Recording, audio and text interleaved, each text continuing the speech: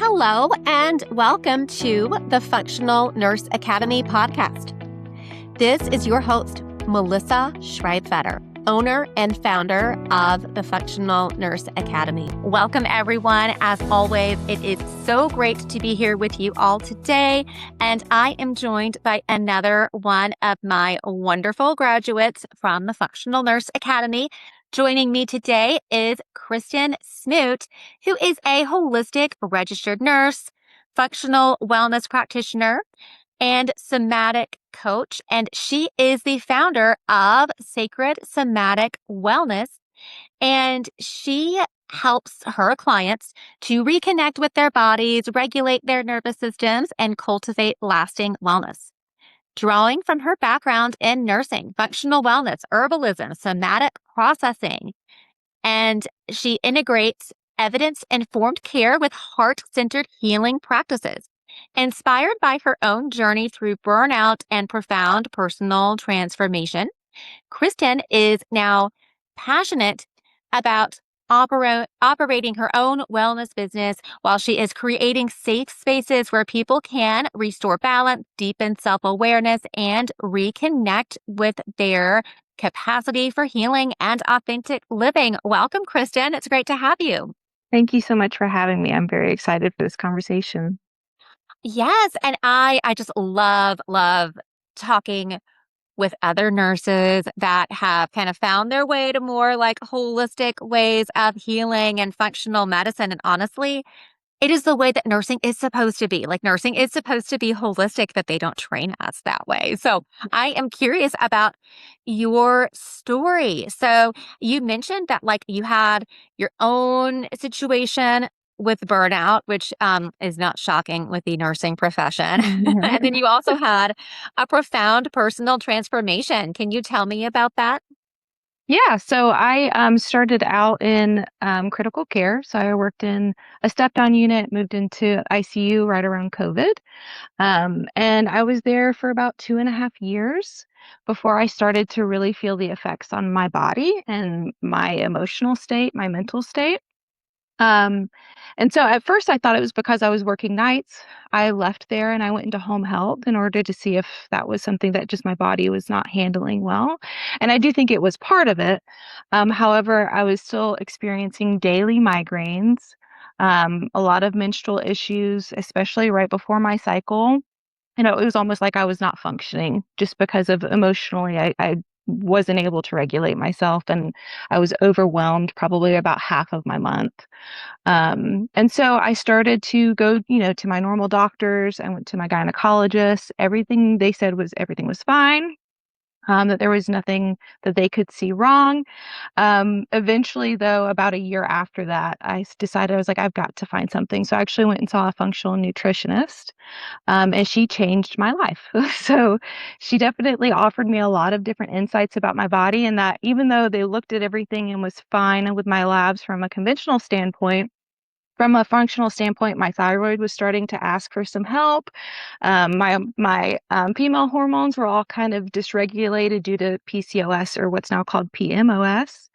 And I actually fit the standards for what is considered PMDD, or premenstrual dysphoric disorder. Um, and so I didn't want to go the route of going on birth control and going on an antidepressant or anti-anxiety medicine. And so I did my best to figure this thing out as best I could just by nourishing my body. Um, and it made a major difference. It made a huge difference in my world. So I'm incredibly thankful for that provider, because she really did have a major impact on me. And that's now I'm passing it on, and that's what I'm hoping to support other women in. Well, that is I just like love hearing these stories. And again, um, oh gosh, I feel like when I talk on my show, I'm like just an open book with my health issues. But I had periods from hell for like several years, all through my teenage years and my early 20s. And I like just thought that that was normal. And I had so many providers that were like, oh, birth control is just going to fix everything. And they don't understand that so many of these women are nutrient and mineral deficient. Mhm. And Well, just to produce things like your sex hormones, you need to have certain mineral precursors. And then even with the association between high blood sugar, which we're seeing that there's an association with insulin issues and metabolic issues with PCOS. But then we know that to have optimal insulin sensitivity, you need to have enough magnesium, vitamin D, and chromium. Like it all works together. So I am curious. So your story just sounds so much like mine, and so much. I think every nurse I have on here, we all have a very similar story about how we were not served well in conventional medicine. And then you get better doing holistic things, and then you can't just like unsee it. So, but I'm Mhm. curious, how are you doing now with your health? Like, what were like the most powerful interventions that you used personally, and how are you doing now? So the it's hard to tell, exactly from the beginning what had the biggest impact because I was throwing so many things at it at first. But I know for sure helping to regulate my blood sugar was huge. I did not realize how much my blood sugar was just going up and down, and that was really what was causing a lot of my mood issues. Um, so that one was probably like basic necessity for me. Another one was magnesium. Magnesium was incredibly helpful for me in multiple different ways. Not only I think it was helpful for my mood, but it was also what was a major impact on the daily migraines that I was having, as well as like menstrual cramps and things that were becoming intolerable. Um, I know also B vitamins. B vitamins are huge for our ability to be able to detox and move excess estrogen out. So that has had a major impact for me.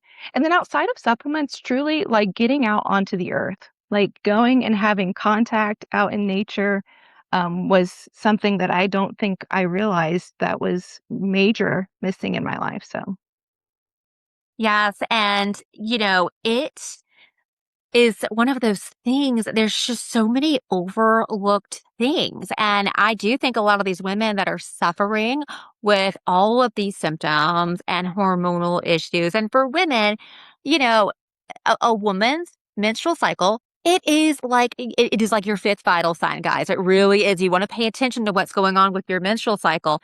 But so many women, again, are lacking those essential nutrients and cofactors to properly detoxify. And then living in like our modern day environment, we are exposed to so many toxins, heavy metal exposure, obesogens, endocrine disrupting chemicals, and not to scare everybody, because I really believe that God did design the body to be resilient, and we are incredibly resilient that we're like living in this environment today and somehow we're still reproducing, you know? right. But there are so many ways that we can really help women through this. And I'm also curious. So you mentioned like how important the B vitamins are, and that is so important for Mhm. detoxification and how women are being able to properly detoxify estrogen. Because we know, it's basically estrogen gone wild when we don't have enough progesterone to deal with estrogen. But also, Mhm. with the blood sugar issues and how you notice that like when your blood sugar is stabilized, you have better mood issues. And then you also mentioned about the migraines. I Mhm. am curious. With the migraines, do you still experience them, or are they completely gone? Yeah, they're completely gone. I haven't had a migraine in several years now. Oh, Um, yeah, so that's probably one of the biggest I was unable to function past like 2 o'clock every day. Every single day around 2 or 3, I'd have an excruciating migraine that like made me bedridden. Um, so yeah, major improvement there. so I had migraines for the first time ever. And it was during the COVID shenanigans with these idiotic guidelines about the masks. And was forced to wear a mask at work. And then the masks were giving me migraines because I also had been exposed to mold in my home. But Mhm. anyway, I wanted to mention the migraines because I actually did it. I did a little deep dive in the Functional Nurse Academy mentorship about migraines. Mhm. And what I thought was just totally asinine because I look at the guidelines, the organizations that influence our guidelines, which in our country are primarily influenced by the American Neurology Association and the American Headache Society. And the NIH states there is no cure for migraines, but treatments can manage symptoms. And then, they recommend all of these different medications for the treatment of migraines, but then they recognize that the medications that they use to treat migraines can make migraines worse. And I Mhm. just thought it was so asinine. They are just telling people, oh, there's no cure for this. Mhm. So I'm curious about that because migraines can be debilitating. I remember when I was having them, I couldn't function on those days. I was in so much pain. How long did it take for you to resolve your migraines? I experienced them for about 6 months, and it was, like I said, every day, and I was doing everything. I was just desperate for Mhm. some sort of relief from it. And truly, I think that there is another component to it that we haven't mentioned. I do think that nutrients have a big impact, but I also feel like unexpressed emotions are huge. And so maybe not communicating our needs to other people or being kind of people pleasers can also kind of put things down and it comes out in our body in another way. Oh, yes, yes. I have a problem with the people Mhm. pleasing, I mean, it's one thing like with business. My husband like came on board to help me run it, and that's something else that he's kind of like he'll kind of like get on to me about. He's like, you can't be overly nice to people. They Mhm. will steamroll you.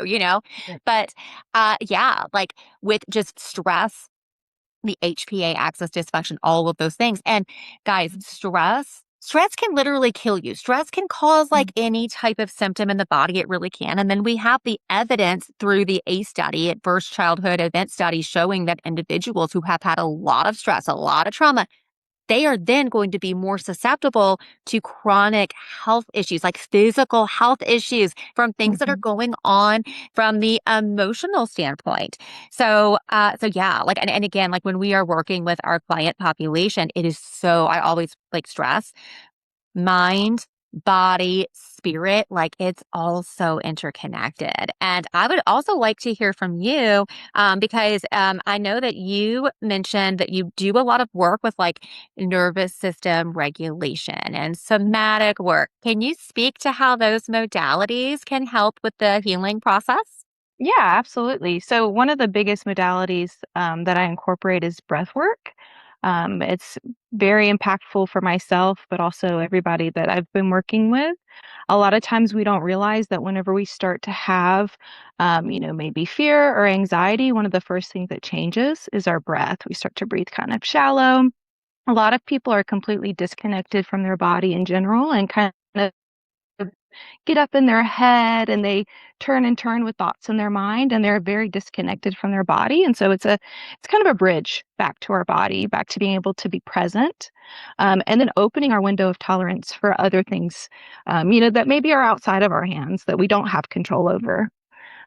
So yeah, breath work is huge, and moving our body. I think a lot of times we kind of pre-jump to, "Oh, I'm depressed," or, "Oh, I'm anxious." But really, are you disconnected from your human form? Are you not able to go and move your body like you normally would because you're sitting at a desk all day? And that anxiety is asking you to move, you know? Things like that I think are also kind of overlooked in conventional medicine.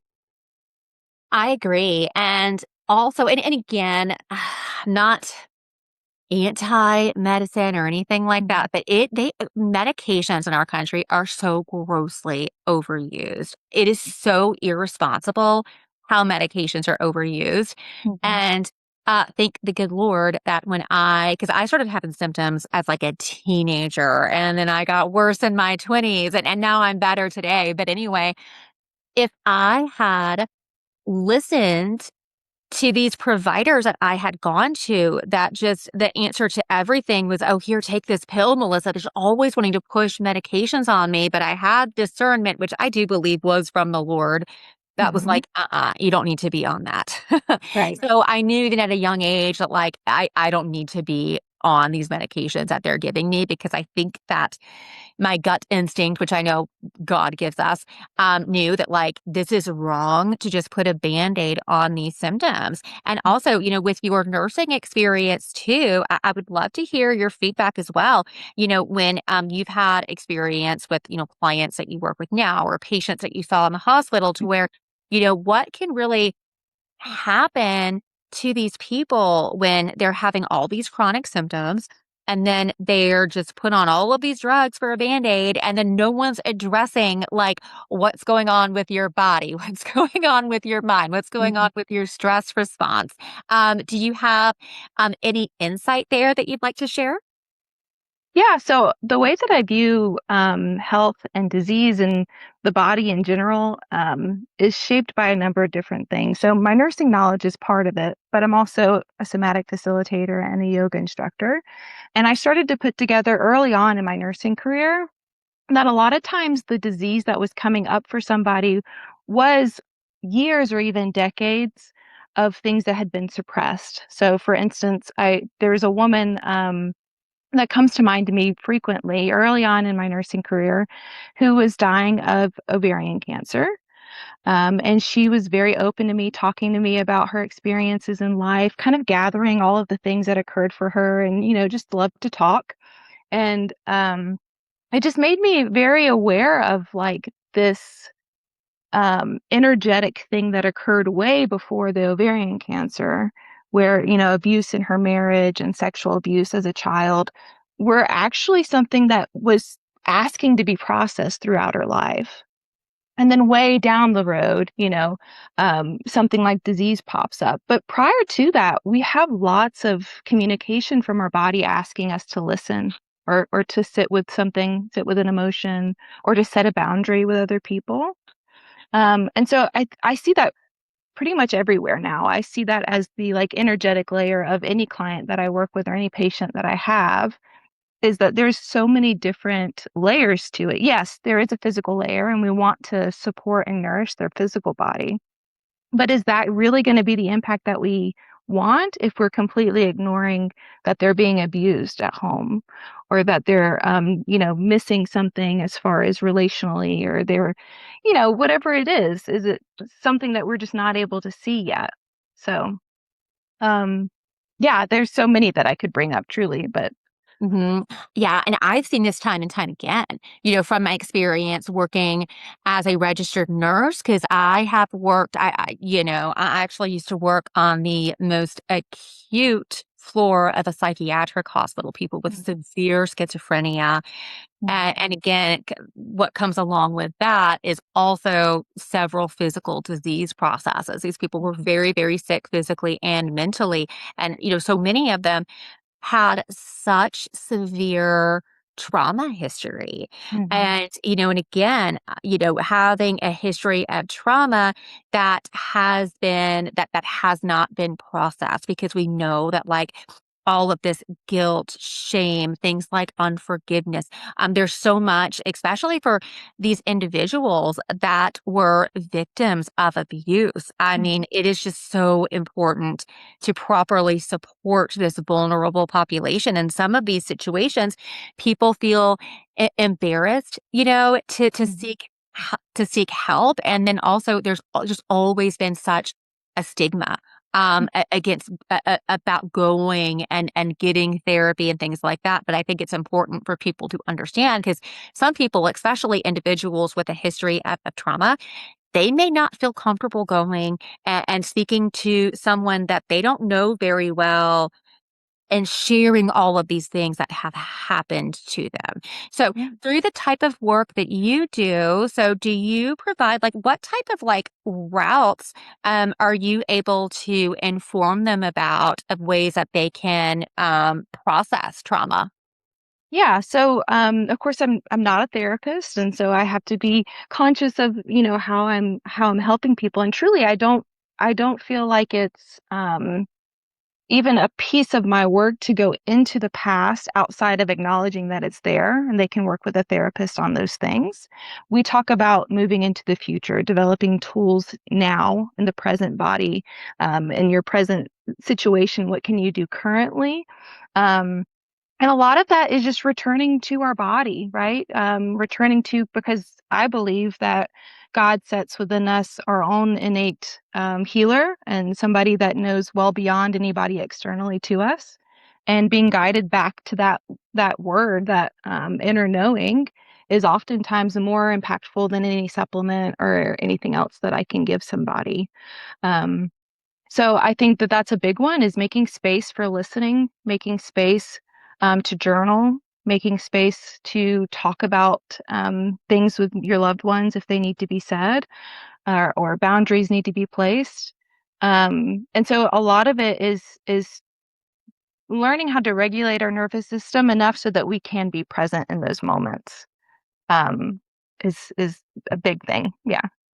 Yeah. The nervous system regulation, I think, is huge. And Mhm. I also think, and again, I'm not like completely against like cognitive behavioral talk therapy, things Right. like that. But like we know that like some people are in these cycles where they may have trauma and they Mhm. may be working with the same therapist for years, but they may not be progressing with that therapist. And sometimes the talk therapy is not helpful because then you're just continuing to upregulate that nervous system, you know?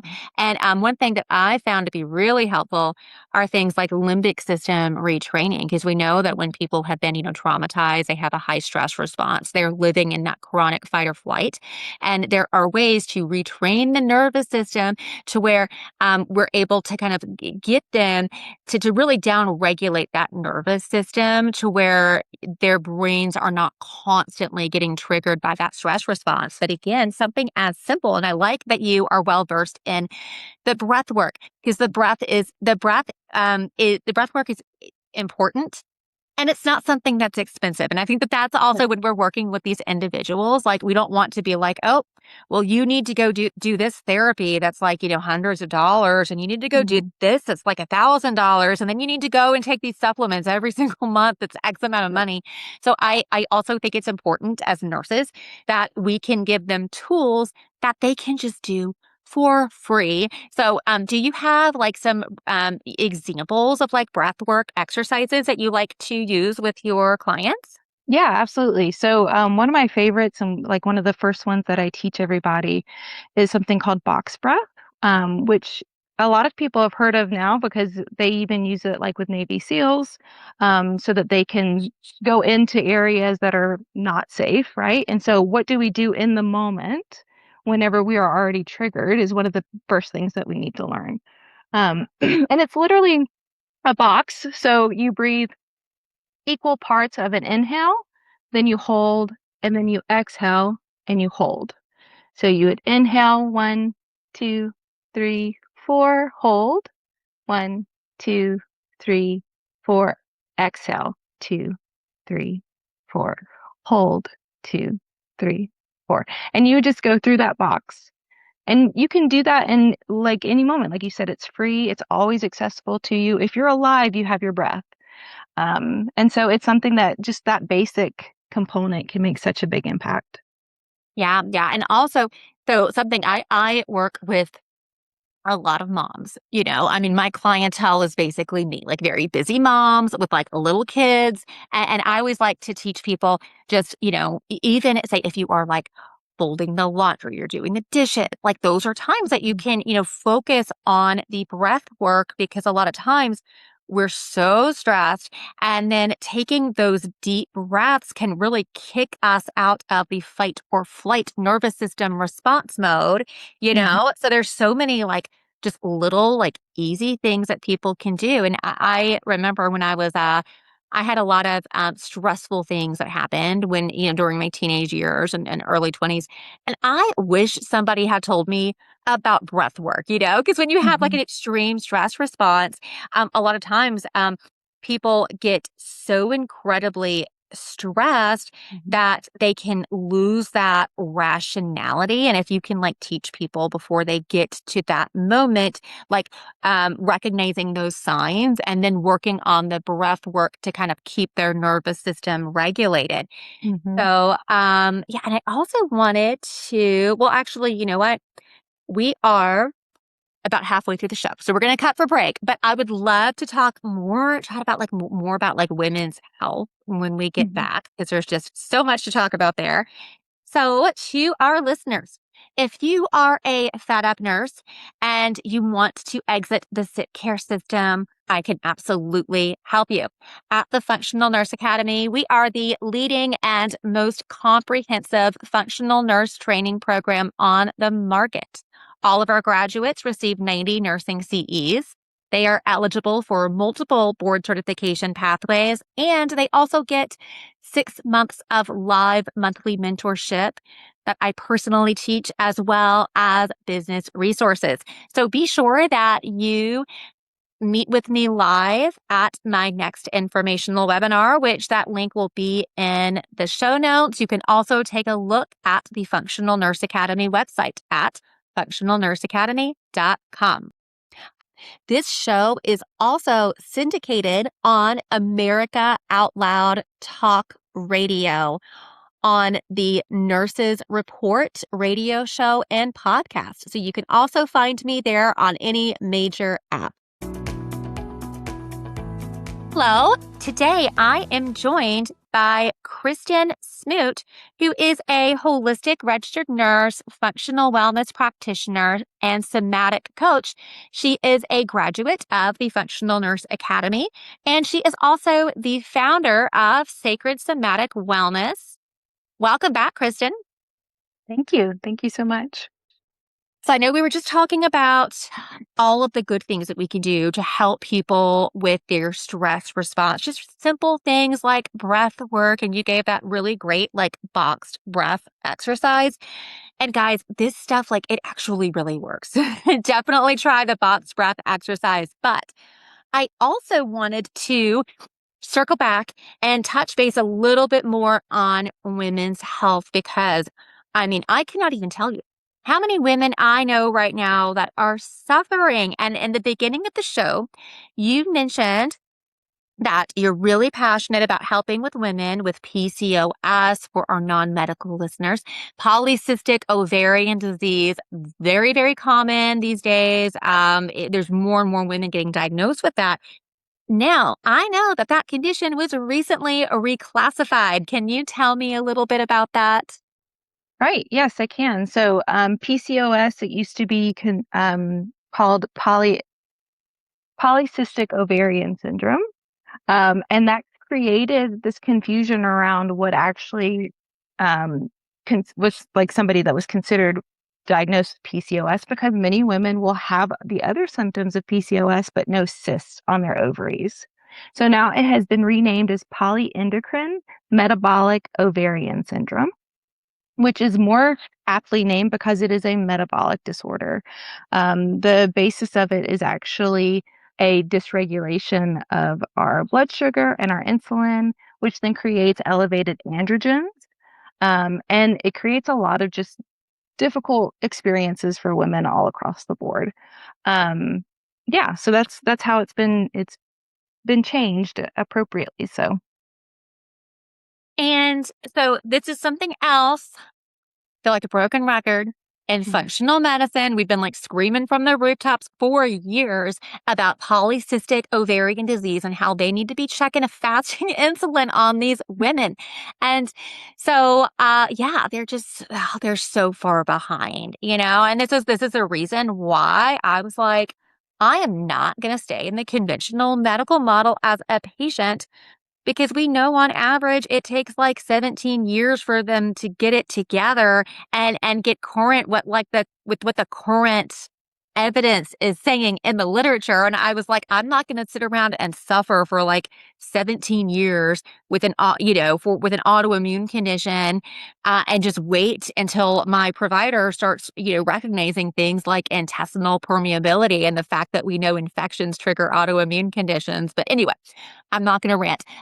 I wanted to ask you, so you mentioned that you had gotten you had a diagnosis before of PCOS, is that right? Hmm. Yeah. When you were suffering with that condition, did anybody talk to you about your metabolic health or order a fasting insulin? No, not at all. Yeah, there wasn't really much discussion of it. And it was kind of in passing. It was like, you might have PCOS, but I think you should just get on birth control. Oh, yeah. Yep. Birth control, God's gift to medicine, God's gift to women, right? So, but no, it's so silly. They think that birth control can it just balances your hormones, guys. Yeah, if a doctor ever tells you that's not correct. But anyway, so a fasting insulin to our audience, say that you're not using your insurance and you want to go to like a direct pay website to actually get the labs that you need. That cost $10. Like these labs are like not very expensive. And there's so much that we can learn about them. But again, and then also when you were going through all of that, you also mentioned like the mood swings and things like that. You noticed that once you got your blood sugar under control, those got much better. Is that right? Yes, that's been a major support factor for me. And prior to having these diagnoses come up and the symptoms surface, I was actually vegetarian for about 5 years. Hmm. And at first I felt really good, but it was towards the end of those 5 years that I started to not tolerate it as much. And I do think that eventually it was due to my blood sugar and just the difficulty in getting enough protein with that diet, especially as life got busier. It just my body was not tolerating it, and I don't think I realized it until there were so many things stacking on top of me. Okay. Yeah. So are you so currently are you off the vegetarian diet? Are you consuming meat now? Yes, I do. I Oh, consume meat, and I've shifted my perspective on that quite a bit. yeah. So I do. I feel like it's died down, but there was a big push, to get people on plant-based diets, which again, I do agree that like most people should be eating more fruits and vegetables, legumes, things like that. But there were so many bad studies that were being used to tell people that meat causes like heart disease and all these things. But yes, go ahead and just gobble up your, canola oil and processed packaged foods and your, what do they call it? The impossible burgers with like 1,000 ingredients. Yeah, But when you look into those studies don't differentiate between, the meat that's on your Big Mac versus if you're eating like a fat. grass-fed, pasture-raised steak, you know? So, but again, I think that Americans, we love our meat so much that that push to get people off of meat, it was not very successful. But I have also seen this where people did go, plant-based diet because there was this big movement. And again, like we should be eating more plant-based foods, but I have heard from many people that went on that diet and had a lot of health issues from it later down the road. Have you heard the same thing? Yeah, I do, and I see it frequently, especially for women, because it does often surface with our sex hormones. A lot of the basis of how do we produce our sex hormones is through cholesterol and fat and things that we require from an outside source for the most part. So, yeah, it's very common, and it's almost like connected. Um, in a lot of different morality kind of things, and I think that you can definitely eat meat and have lots of fruits and veggies and do it in an ethical way. Yeah, yeah. So I love I love meat, guys. I love a good steak. But again, with our household, we really prioritize like high quality sources of meat. But I mean, there are so many nutrients found in meat, guys. I mean, I'm talking like vitamin B12, heme iron, carnosine, taurine. There's all these like amino acids, choline, and just like Kristen was mentioning about how, there are nutrients found in animal products that are the precursors for your cholesterol production, and cholesterol has been demonized. It's not like cholesterol is bad if you get too much of it. It's a matter of if that cholesterol becomes oxidized and dysfunctional. But again, the medical community doesn't know that yet. But anyway, just like your sex hormones need cholesterol as a precursor, your brain loves cholesterol. And we're actually starting to see in the studies, by the way, that individuals that are on statins, they're seeing an association between that and things like dementia, which again, they can't call it causation yet because we have to go through this little frenzy first for like forever that, oh, association isn't causation, but sometimes association leads to causation. But anyway, so I would love to talk about your business and how you are helping clients. And I just think I talk about it all the time. I'm like, I love women's health as a niche, especially, when you're working with a practitioner that's been through it themselves and is on the other end of it and can help you. So can you tell me, um, do you have like a success story of a client that you've worked with that you would like to share?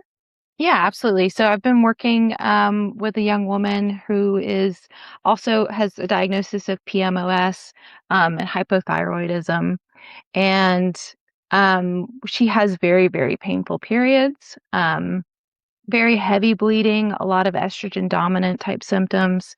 And with just a few weeks, I think it was maybe 2 or 3 weeks of working with me, she had her first pain-free period. She said that she had felt like if she didn't know she was on her period, she wouldn't have known otherwise. So, yeah, so that was a big celebration for both of us because it was kind of confirmation, that this isn't just me experiencing these improvements, that this is something that can be repeatable for other people too.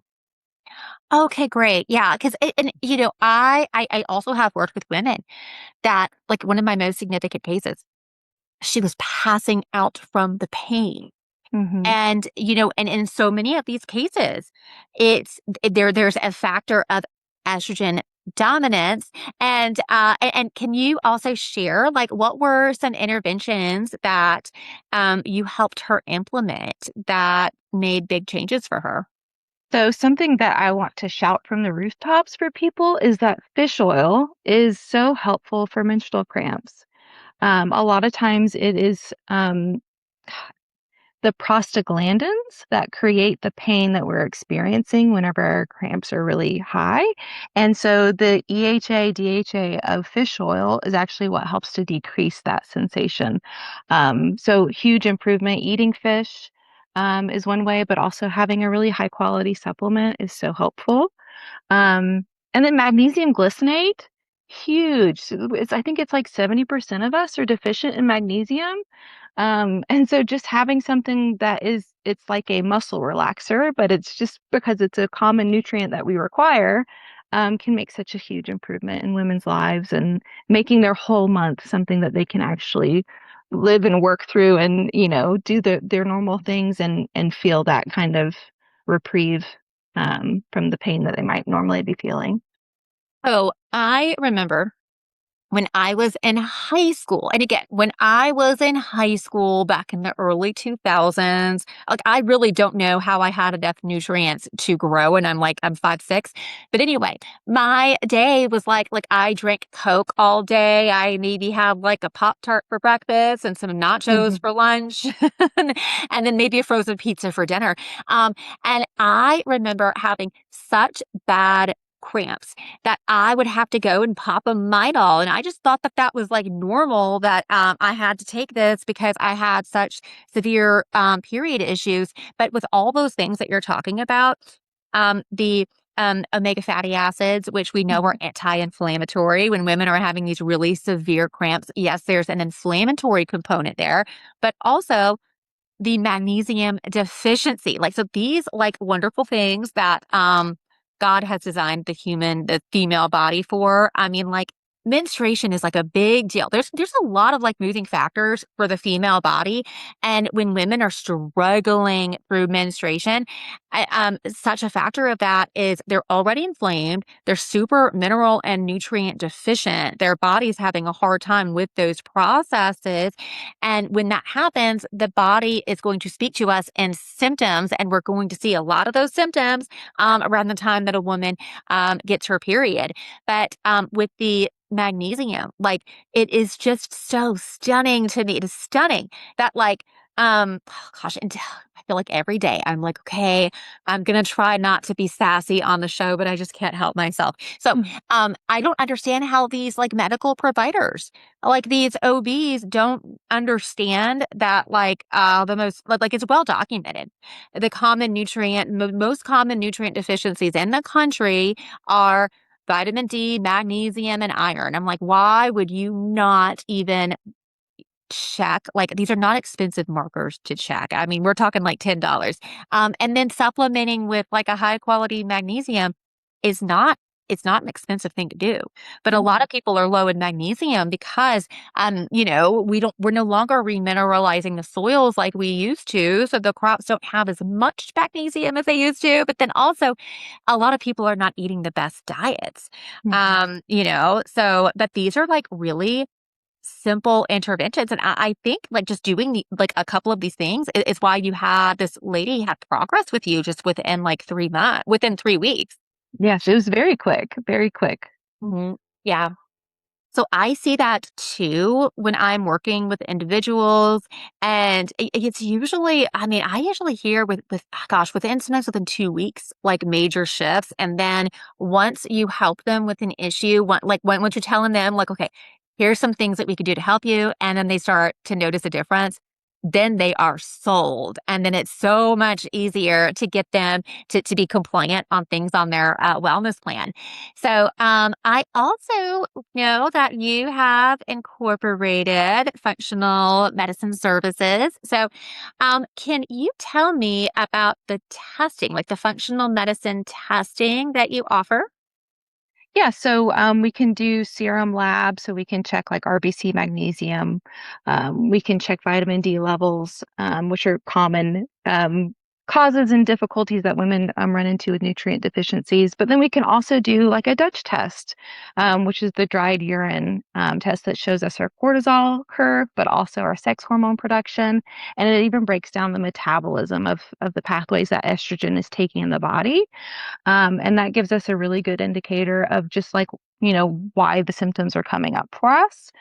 And then I've also been using GI map, which is a stool test. It really breaks down the gut microbiome, helps us figure out a lot of times, like for instance, I've been digging into the bacteria Akkermansia.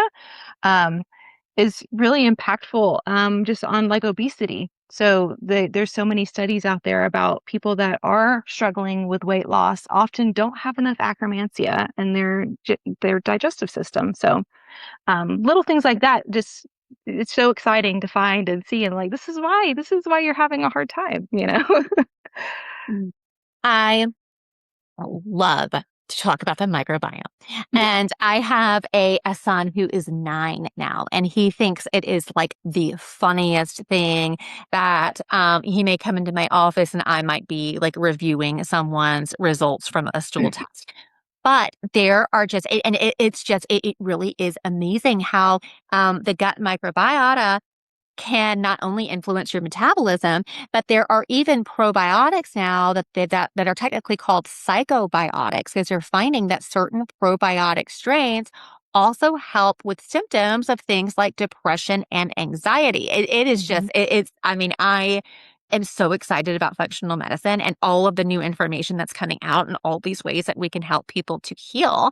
And I also would love to hear your feedback from your experience with the Functional Nurse Academy. So if you could tell me, how did the Functional Nurse Academy prepare you to open up your business? Oh, it did. It prepared me in ways that I wasn't even expecting. I loved the like deep knowledge, wisdom part of it, but I also love that there was business support and like you broke it down literally step by step of how to build your business, and like do it in a way that feels reasonable and digestible. So I really appreciated that. And I've really loved the monthly mentorship. So you go into like deep dive topics of functional medicine, but then you also do like the business support and you answer questions about anything like that that's come up for people. And it's just been such a wealth of knowledge. So I really appreciate it. Oh, yay. I'm so glad that you enjoyed it. And yes, the monthly mentorship, I have so much fun doing that because every month I get to like dive into the research about things. Because again, I mean, there's just new information coming out each month. So I really like putting that content together for you guys. And then also, I did want to ask about your return on investment after completing the program. How did that go? Yeah, so I made up for it within 2 clients. So, and Oh, that was me kind of starting out on the lower end just to like, iron out some details and everything. But yeah, so I completely made back any investment that I made and easily making up for it. So, okay. Amazing. Yeah. And that's what, because one of the reasons why I started this is everyone knows that nurses are unhappy. I mean, we all know like I mean, like what other profession expects their employees to work like 12 to 16-hour shifts and then, won't let them have a drink or even a cup of coffee at your workstation. I mean, there's so many, I actually know so many nurses that developed health conditions from this high stress environment. So then we're like super desperate to get out. But then I also saw on the other end of it, that there are companies that were preying on nurses and then selling nurses like very, very expensive programs. And then they were finishing those programs and then they were just out like a bunch of money and then Mhm. weren't able to, that they just weren't properly prepared. So that's great that your business is going well and that you are signing clients. And also wanted to ask you, so with your business, and remind me, what area of the country are you in? I'm a little south of Atlanta in Noonan, Georgia. Oh, cool. Okay. Well, I'm not too far away from you then in Tennessee. So, okay, great. You're over in the South. And so I do know like most of the nurses that go through the program, the vast majority of them, have multi-state access. How does that work for you? Are you seeing clients across the country as well, or are you mainly providing local services? Yes, so far it's actually been all virtual. It has been mostly because it has been people in my network. But people that have moved to other parts of Georgia or moved to Florida. So far everybody has been, yeah, not immediately local at least. And so I've really appreciated having that kind of reach and being able to work with lots of different people from different places. Yeah, yeah. No, it is such a wonderful thing. And again, like for nurses that are listening to us, if you are not in a compact state, there are still opportunities for you. But again, if you open up services in other states, like always tell them, just make sure you work with an attorney to do that. But it really, like, it is like a luxury having a business. And then you're in a compact state because there's 43 states in the compact. Like, it is so easy for nurses to practice across state lines when you're in that compact and you're able to like open the doors for individuals that want to work with you from all over the country. So I also did want to ask you. So um, now, so I feel like your services are really unique. Like, I really like that you have that niche of like women's health. So you can do the testing, but then you also are so well versed in the stress response because oh my goodness, like that's huge. I wanted to touch on. We have a few minutes. You said that you also have studied herbalism, and I love to talk herbs. Do you have like a favorite herb that you like for women's health? Yes, I do. So, one of the ones that tell pretty much everybody to go and get right off the bat is stinging nettles. And it is such a such an amazing plant. It actually grows in areas that require remediation of the soil. And so a lot of times energetically, the plants, whatever they're doing for the planet, they're doing for us too. So it's almost like it's repleting where we've lost our nutrients. It's really high in all sorts of things like magnesium, but it also gives us like smaller things that we don't think of, like silica. And I really feel like it's almost like drinking nature's Gatorade, but so much better. Yeah. um, and it's an antihistamine, so a lot of times women that are experiencing PMDD are also having histamine related issues. So that's helpful there as well. It's just such a nourishing herb, and it's so safe. There's so many things that it offers us without really having any kind of issues that come up with it, as far as like side effects or anything that you might find in medicine.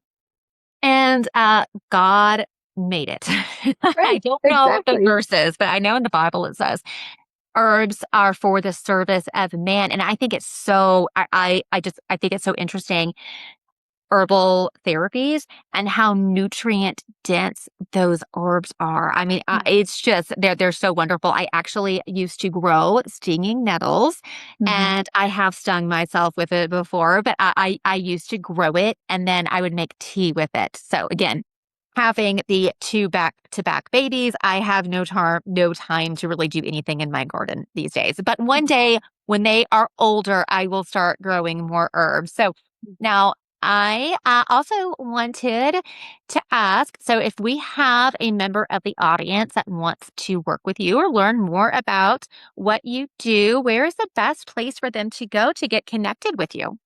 Yeah, so they can reach out. My Instagram is my main business social media, and that's at that.somatic.nurse. Hmm. So they can reach out there, or they can also find me at at my website, which is sacredsomaticwellness.love. And there are links there that they can schedule a free clarity call with me if they'd like, or just have any questions answered, things like that. I'd be happy to chat. Okay, awesome. Okay, so for our listeners, I am going to be posting all of Kristen's links in the show notes. So be sure that you check her out, take a look at her business, and that website again, sacredsomaticwellness.love. Is that right? Oh, That's okay. right. Yep. Wonderful. All right. So, well, thank you so much for coming on the show. It's always so fun to connect. Yeah, I've really enjoyed it. Thank you so much for having me. Yeah, absolutely. So, if you want to learn more about the Functional Nurse Academy, please feel free to register for our next live webinar, and you will see that link in the show notes. You can also check out Functional Nurse Academy on our social media platforms or on our website at functionalnurseacademy.com. Until next time, be safe, be well, and God bless.